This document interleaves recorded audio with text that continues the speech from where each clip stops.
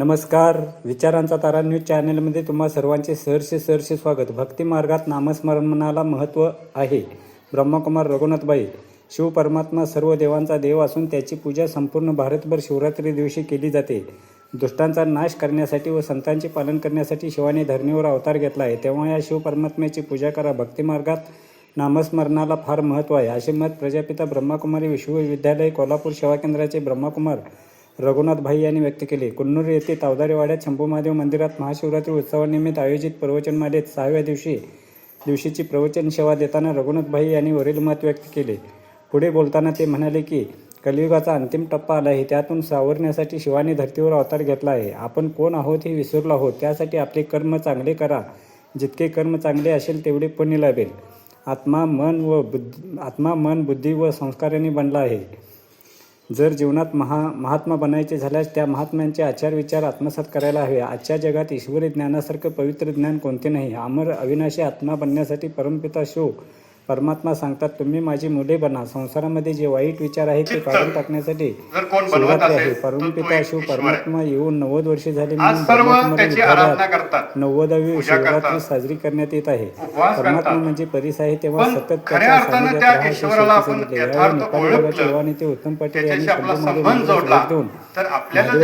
देऊन दर्शन घेतले व रघुनाथभाई यांचा सत्कार करण्यात आला. या प्रवचनानंतर महाआरती होऊन शिवरात्रीचा फराळ वाटप करून प्रवचन सेवेची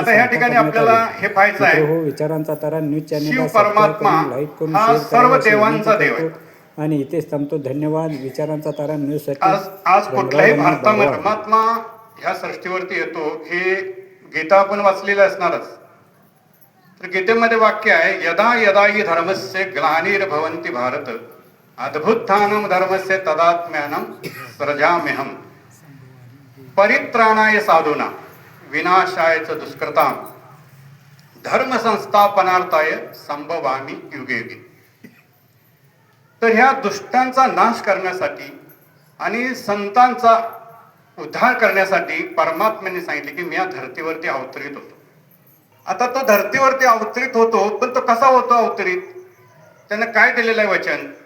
गीतेमध्ये वचन आहे, अवजानन्ति मा मूढा मानुषा तनुमाश्रितं परम भावम न जानन्ति मम भूत महेश्वर.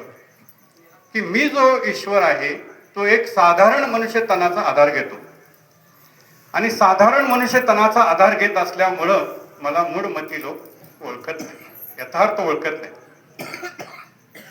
मग त्याच्यामध्ये दुसरं त्यांनी श्लोक सांगितलेला आहे, मनुष्याना सहस्रेषु, म्हणजे हजारो करोडो मनुष्यामध्ये काही मला यथार्थ विरळेच काही ओळखतात आणि हे विरळे जे ओळखतात तर ते खरं त्याच्या वर्षेचे अधिकारी बनतात.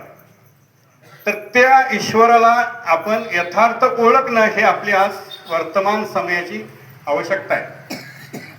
कलियुगाचा अंतिम काळ चाललेला आहे. ह्या कलियुगानंतर नवीन दुनिया येणार आहे, सतयुग दुनिया येणार आहे आणि स्थापना करायचं काम हे शिव परमात्मा करतो. काय ज्ञान देतो? धर्तीवर येऊन आम्हा आत्म्यांचं परिवर्तन कशा पद्धतीनं करतो? तर तो परिवर्तन हे करतो की आपल्याला काही स्मृती करून देतो, आठवण करून देतो की तुम्ही ह्या इथं जन्म घेतलेला आहे, पण तुम्ही मुळात आहे कोण? आज आपण जन्माला आलो, आपल्याला नाव दिलं गेलं, मोठं होत गेलो, पण आपण स्वतः कोण आहे हे स्वतःला पूर्णच विसरून गेलो.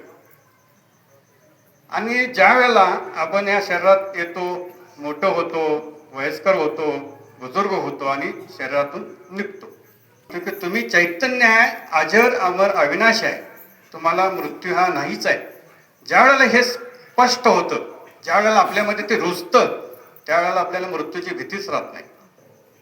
बस शरीराचा पार्ट पुरा व्हावा, चला पुढे आपण दुसऱ्या पार्टला तिथं जायचं आहे. त्या ठिकाणी 3-4 महिन्याचा गर्भ तयार असतो, आपण त्या गर्भामध्ये प्रवेश करतो आणि तिथं नवीन जीवन आपलं सुरू होतं. तर हे नाटक कधी सुरू झालं आणि ह्या नाटकाचा अंत कधी आहे? तर ईश्वर सांगतात हे नाटक अनादी आहे, याची सुरुवातही झालेली नाही, याचा अंतही होत नाही.